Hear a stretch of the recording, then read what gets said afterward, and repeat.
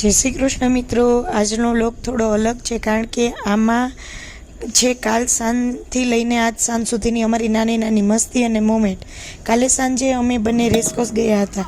બસ થોડું બહાર જવાનું થયું એટલે બંને નીકળી પડ્યા।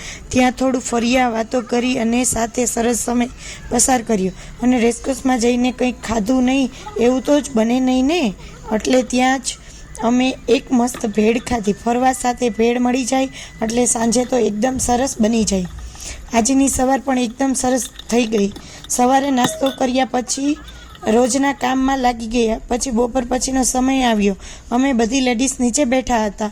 કોઈક પોતાનું કામ કરતા હતા, કોઈક વાતો કરતા હતા અને વચ્ચે વચ્ચે ગપ્પા પણ ચાલતા હતા।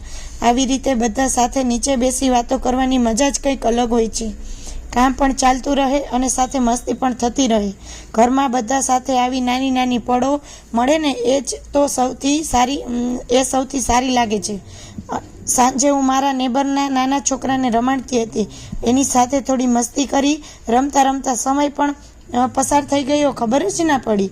તો બસ મિત્રો, આવી રીતે કાલ સાંજ સુધીનો અમારો દિવસ નાની નાની મસ્તી મોમેન્ટ સાથે પસાર થયો। વ્લોગ ગમ્યો હોય તો લાઈક કરજો, શેર કરજો। ચેનલ પર નવા હોય તો સબસ્ક્રાઈબ કરવાનું ભૂલતા નહીં। ફરી મળીશું એક નવા વ્લોગ સાથે। જય શ્રી કૃષ્ણ।